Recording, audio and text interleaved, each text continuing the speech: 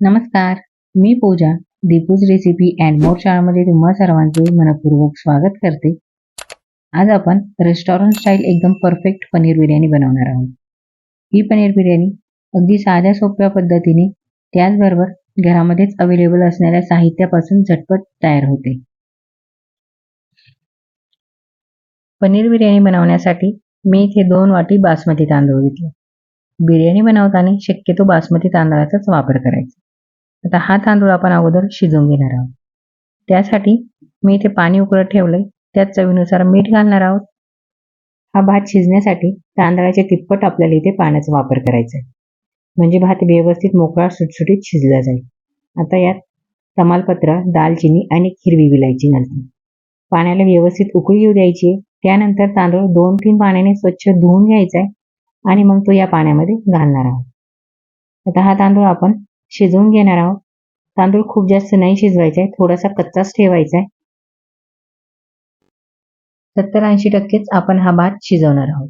भात शिजतोय तोपर्यंत आपण पनीर मॅरिनेट करून ठेवणार आहोत. त्यासाठी मी इथे 2 चमचे ताज्या दह्याचा वापर करते. आता यामध्ये मसाले घालणार आहोत. मसाल्यामध्ये सर्वात अगोदर अर्धा चमचा हळद घातली. त्याचबरोबर 1 चमचा गरम मसाला, 1 चमचा लाल तिखट. तिखटचं प्रमाण आवडीप्रमाणे कमी जास्त करू शकता. 1 चमचा बिर्याणी मसाला, 1 चमचा धने पावडर, त्याचबरोबर 1 चमचा आले लसूण पेस्ट आणि चवीनुसार मीठ.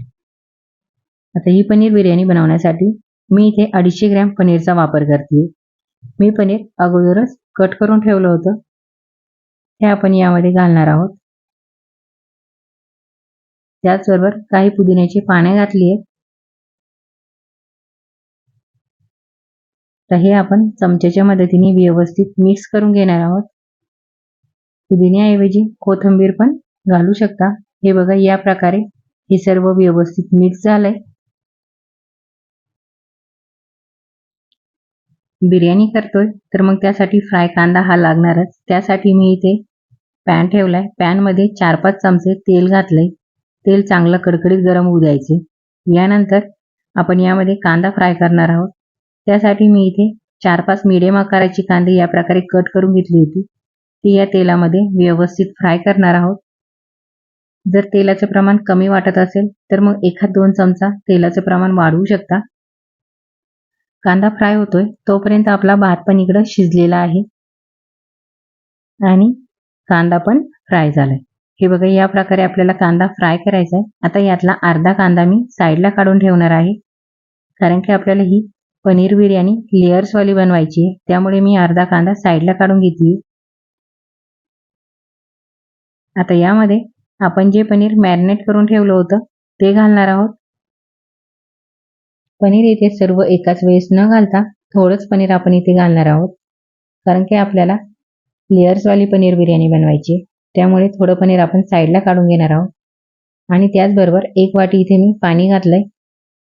पाण्याला व्यवस्थित उकळी येऊ द्यायची आहे. आपला भात पण थोडासा कच्चा आहे, तो भात पण आपल्याला शिजवायचा आहे. त्यामुळे अगोदर थोडंसं पाणी घालायचंय, म्हणजे भात व्यवस्थित शिजला जाईल आणि खाली कढाईला लागणार पण नाही. हे बघा, पाण्याला व्यवस्थित उकळी आली. आता यावर भाताचा लेअर देणार आहोत. एका वेळेस सगळा भात न घालता इथे अर्धाच भात आपण घालणार आहोत. हे बघा, मी इथे अर्धा भात घातलाय आणि काही बाजूला केलंय. आता जे पनीर आपण साईडला काढून ठेवलं होतं ते इथे घालणार आहोत. पनीर बरोबर फ्राय केलेल्या कांद्याची पण आपल्याला यावर लेअर द्यायची. यानंतर शिल्लक राहिलेला सर्व भाताची आपण एक लेअर देणार आहोत.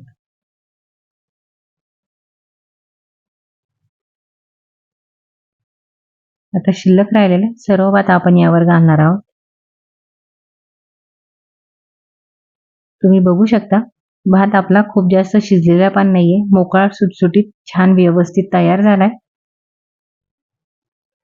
हे बघा, इथे आपली शेवटची लेअर पण देऊन झालीये. आता यावर फ्राय करून ठेवलेला कांदा घालणार आहोत. त्याचबरोबर इथे मी काही पनीर फ्राय करून ठेवलं होतं ते घालतीये. हे फ्राय पनीर ऑप्शनल आहे, नाही घातलं तरी चालेल.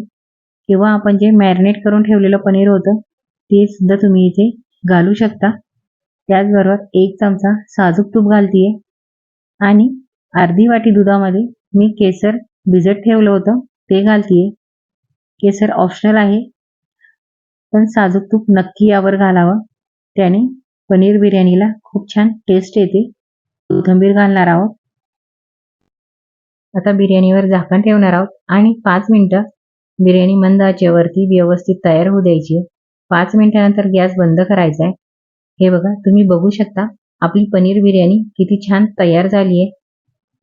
लगेचच झाकण न काढता थोडासा वेळ जाऊ द्यायचा आहे. 5 ते 10 मिनिटानंतर बिर्याणीवरचं झाकण काढायचं आहे, म्हणजे बिर्याणी छान तयार होते आणि साजूक तुपाचा पण तिला छान वास लागतो. तुम्ही बघू शकता मस्त मोकळी सुटसुटीत आपली ही पनीर बिर्याणी तयार झाली आहे. एकदम परफेक्ट रेस्टॉरंट स्टाईल ही पनीर बिर्याणी घरच्या घरी अगदी साध्या सोप्या पद्धतीने, त्याचबरोबर चवीला म्हणाल तर खूपच छान ही पनीर बिर्याणी लागते. या प्रकारे अगदी झटपट आणि साध्या सोप्या पद्धतीने तयार होणारी पनीर बिर्याणी एकदा नक्कीच ट्राय करा. तर मग तुम्हाला ही पनीर बिर्याणीची रेसिपी आवडली असेल तर व्हिडिओला लाईक शेअर करा आणि प्लीज चॅनलला सबस्क्राईब करा.